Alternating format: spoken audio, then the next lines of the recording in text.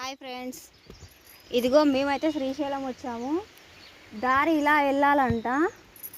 ఇలా వెళ్తే అక్కడ కనిపించేది టెంపుల్ ఉంది. మా పాప వెళ్దామంటే భయపడుతుంది. ఒళ్ళనిగా వెనకాలకే పోతుంది మా పాప అయితే ఒళ్ళని.